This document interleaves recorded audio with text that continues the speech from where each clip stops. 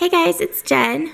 We did a little thrift store shopping today, so I thought I would show you what we came home with. First is this really big, well it's not huge, but I guess it's pretty big, picture.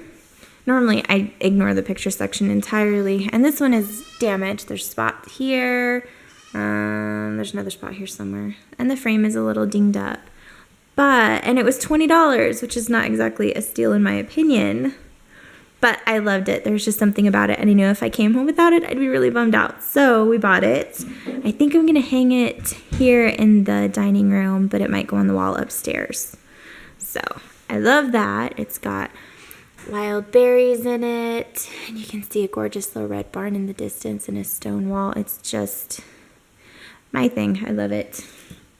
We got lots of baskets today. This one was only $6. It's in really good shape. It's a pretty big one. It is a picnic hamper. And we also got this basket. It was 75 cents. It's in pretty good shape. Also got this one. And some of these baskets are to put our soap in at the farmer's market.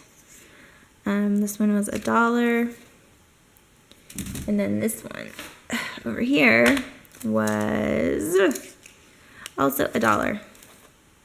And these two up here actually look quite similar to each other, just with the weave and the color. And I tried to find more like them, but I couldn't. We also got this one. I'm not sure what I'm going to do with it. It was $2, but it's like nesting baskets, and so they're just really cool, and they kept Apollo busy in the cart for a while, so that was a plus. So we got those. I got some jars.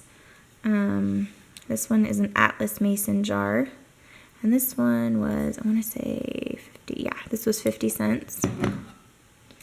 And we got this one. This one is round, totally round. It doesn't have like the rounded squareness of this one, like most of them do. It's totally round. And I think, I'm trying to remember if this one has a little teeny spot there, and I probably wouldn't can in it, but we use jars for a ton of other things, and so it's happy to find it. It was 50 cents, and this one seems thicker than the other ones that I've had.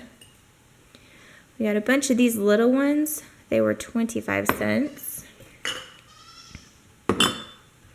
And these ones, I checked all the tops. I didn't see or I didn't feel any chips or anything out of them, so they should seal just fine. And I figured they're a really wonderful size for jelly jars. So as you can see, I got a few of them. And last one. And this one I got, it says mason jar and it has a star on it. I like finding the jars that I don't see very often. So there's that one, and here is another basket. This one was $1. This one wasn't specifically for the farmer's market, and it does have a little spot there, but I love the big low baskets like this. I like to put them on the tables with like fruit in them. We have a bigger one than this that we keep filled typically, that's in the pantry with fruit also. And then books. I didn't look for very long in the books. Apollo was kind of ready to go, but we got Captain's Courageous. I think I have a version of this that's not like the illustrated classics, and I thought the kids might enjoy this one better. I read some of these when I was a kid, so I grabbed that one because Ruben hasn't read it. And then they had Laura Ingalls Wilder books. They had like a whole set of them sitting there, and I do have one of them, but it's not in great shape, and so I grabbed all of these. So there's On the Banks of Plum Creek, Little House on the Prairie. This one is the one that I have. The Long Winter by the Shores of Silver Lake. And they had two of these ones, and I grabbed that one too because I wanted to check the quality. This one looks good, but I didn't get to check them all to see if there's writing in them. I don't know if you have mothers like my mother, but my mother wrote in all of our books. She put our name in there, our phone number, sometimes our address was in there, and it drove me nuts. I have a bunch of books in my library that my sisters didn't want from our childhood, and all of our names are in them. They're written in Sharpie, usually, actually, which is super fun. But So I usually try to check books to see if they're written in obnoxiously, but sometimes they're not. This is really, really neat. It does have someone's name on it, but we ignored that. It's really a neat find, something that you just don't see every day. And then this one was kind of funny. I think it's the last thing we grabbed for the cart, actually, Cooking with Wild Game. And we just kind of, I was just doing a quick browse through, and this one stuck out. But it has, let's see if I can find it. I will find it. Give me a moment. Just trying to, oh, and I skipped it. Go me. All right. So there's special tips on game care, venison and other large game, rabbit, squirrel, and small game.